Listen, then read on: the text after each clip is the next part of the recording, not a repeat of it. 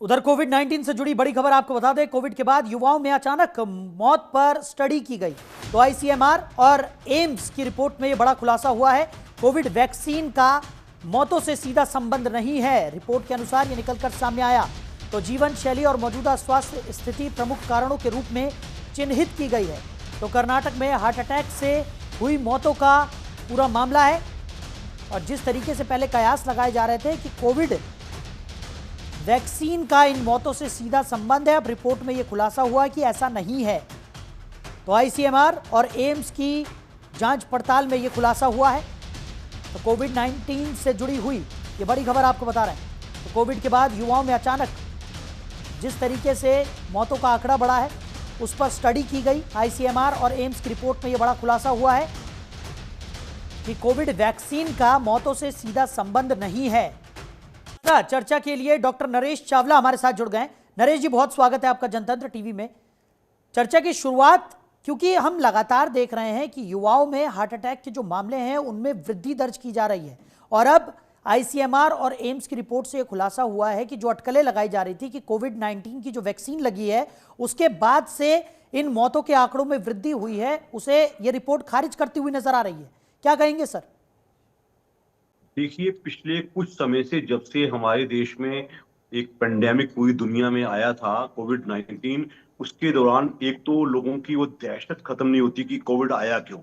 दूसरा, इसमें कोई शक नहीं है, उस दौरान जब इतनी हफड़ा तफड़ी थी तो कुछ वैक्सीन आई थी जो हम सब ने लगवाई थी। हमारे देश में भी ऑलमोस्ट 140 करोड़ वैक्सीन की यूनिट लगाई गई थी। तो उसका मतलब ये होता है कि जो ज्यादा लोगों ने वैक्सीन लगवाई थी, और ये हम आपको बता दें आपके दर्शकों को, उस टाइम वैक्सीन बहुत ही तेजी से बनाई गई थी और जो उसका अप्रूवल था वो सिर्फ इमरजेंसी अप्रूवल था कि भैया अब तो बचो, बाद में देखा जाएगा। अगर आप ये सोच के देखो कि किसी ने लगाने की जबरदस्ती नहीं की थी। हमारे देश में भी एक नेशनल प्रोग्राम था, उसके लिए ऑलमोस्ट 38,000 करोड़ खर्च किए गए थे। उस टाइम कहते हैं ना कि डूबते को तिनके का सहारा, उस टाइम वैक्सीन मस्त थी।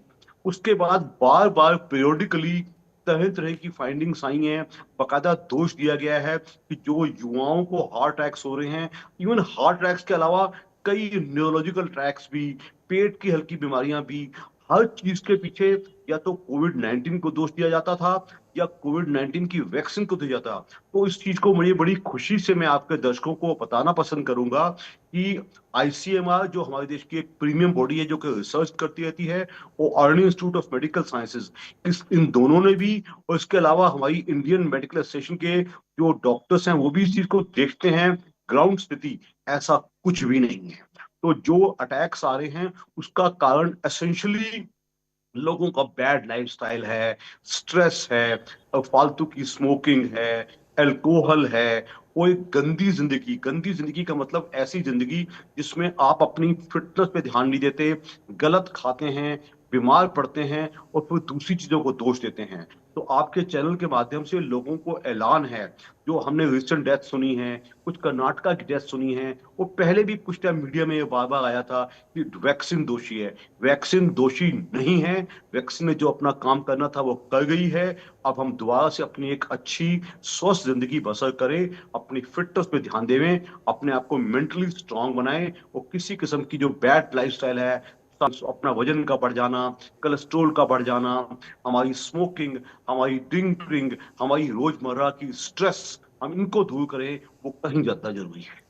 बिल्कुल नरेश जी, बहुत अच्छी बात आपने कही कि एक बैड लाइफस्टाइल को यहाँ पर त्यागने की ज़रूरत है। और जिस तरीके का एक भ्रम फैला हुआ है वैक्सीन्स को लेकर, चाहे वो कोविड की वैक्सीन हो या और भी कई वैक्सीन्स, जैसे ताज़ा मामला अभी शेफाली जरीवाला का मैं जिक्र करूंगा क्योंकि अभी हाईलाइटेड मामला है और हम लगातार देख रहे हैं कि कई तरह की चीज़ें निकलकर सामने आ रही है, जिसमें यह भी कहा जा रहा है कि शेफाली जरीवाला कई तरह की मेडिसिन यहाँ पर लिया करती थी और यही वजह है कि एक हेल्दी लाइफस्टाइल जीने के बावजूद, क्योंकि उनके ट्रेनर ने साफ तौर पर यह कहा कि वो शॉक्ड हो गए जब उन्होंने कार्डियक अरेस्ट की खबर सुनी, और क्योंकि जरीवाला जो थी वो काफ़ी अच्छा हेल्दी लाइफस्टाइल यहाँ पर मेंटेन कर रही थी, वो लगातार एक्सरसाइजेस करती थी, एक हेल्दी डाइट प्लान उनका था, लेकिन उसके बावजूद इस तरीके का कार्डियक अरेस्ट आना। इससे पहले सिद्धार्थ शुक्ला की अगर हम बात करें, हाईलाइटेड केस था।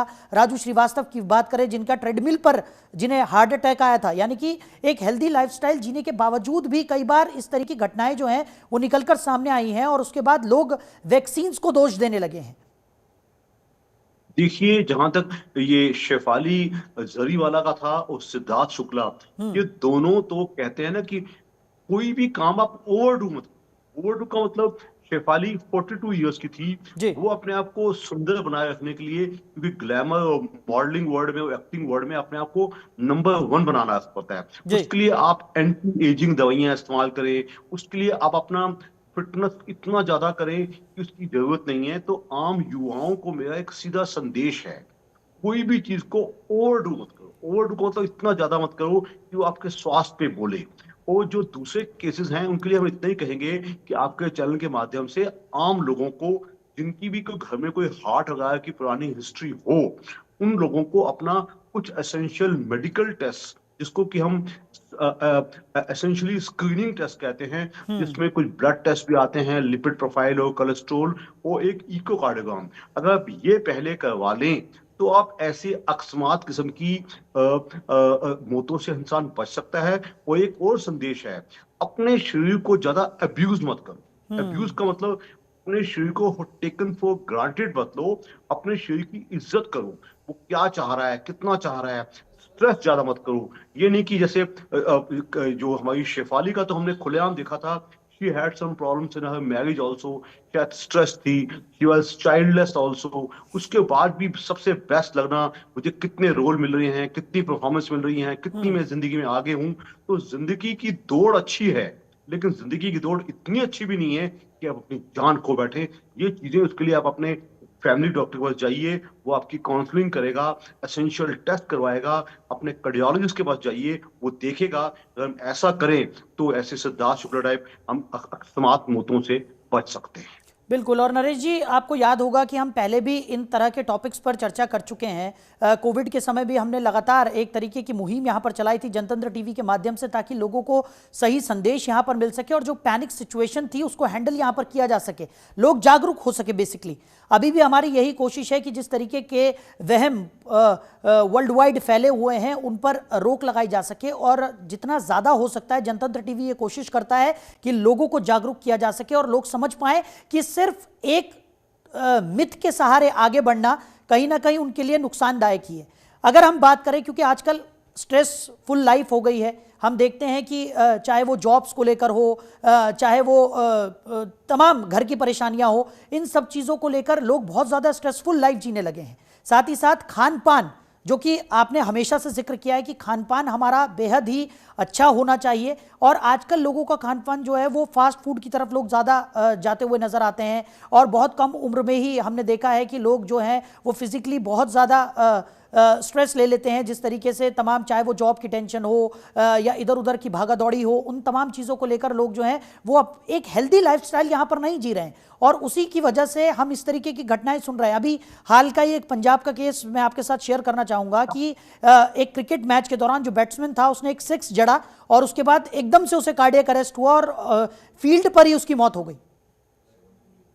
देखिए, मैं आपको दोबारा बता दूं, जो ये हमारे देश का पहले इंडस्ट्रियलाइजेशन और फिर जो शहरीकरण हुआ है और जो न्यूक्लियर फैमिलीज हुई हैं, और दूसरा सबसे बड़ा फैक्टर जो बाहर के खाने शुरू हो गए हैं। आप याद कीजिएगा, आज से 50 साल पहले हम हार्डली बाहर खाते थे, हार्डली। जी और आज की तारीख में हर कॉलोनी के बाहर, हर मोहल्ले के बाहर एक रेस्टोरेंट है, और एक आउटसाइड ईटिंग का चलन बन गया है।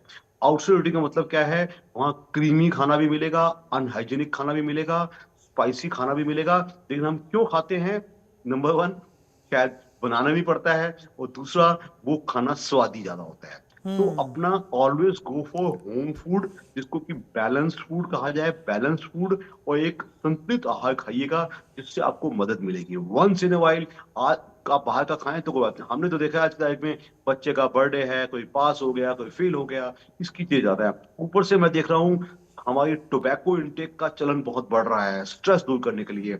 अल्कोहल का यूज बहुत बढ़ रहा है, ड्रग्स का यूज बहुत बढ़ रहा है। और उससे भी बड़ी चीज है, जो आजकल की भागती तोड़ती दुनिया है, वो हमें मजबूर करती है कि हम आगे बढ़ने के लिए मेहनत करें। Late nights, endless cups of coffee. तो मैं अब चैनल के माध्यम से मैं लोगों को संदेश दूंगा, भाई तरक्की करो, मुकाबला करो, जी। चार पैसे भी कमाओ, लेकिन कहीं ना कहीं अपनी जिंदगी की इज्जत करो, अपने रिलेशंस की इज्जत करो। हमने एक दूसरे की इज्जत करना बंद कर दिया है। हमारी जो मौलिक, हमारी जो जो नैतिक वैल्यूज हैं, हमने उनको डाउन कर दिया है। हाँ भाई, मैं कैसे ना कैसे जिंदगी में आगे निकल जाऊं। तो कहीं ना कहीं हमें इन सबको रिव्यू करने की जरूरत है। पूरा समाज, एक पूरा हिंदुस्तानी समाज है, हमें अपने आप को वेस्टर्नाइज नहीं करना है। वो अपने मूल मंत्रों, जो हमारे बड़ों की इज्जत है, उनको साथ रहना, उनकी इज्जत करना, कहीं हम इसका सोचेंगे तो मैं ठीक, समझता हूं कि हमारा हिंदुस्तानी समाज एक बेहतर समाज बन सकता है। बिल्कुल। चलिए नरेश जी, हम भी उम्मीद करते हैं कि हमारे दर्शक जो आपने नसीहतें दी है उन्हें फॉलो करेंगे, अपने लाइफस्टाइल को सुधारेंगे और इस तरीके की जो तमाम चीज़ें निकल कर सामने आ रही हैं उस पर कहीं ना कहीं अब रोक लगती हुई दिखाई पड़ेगी। हमारे साथ जुड़ने के लिए, इस चर्चा के लिए आपका बहुत शुक्रिया।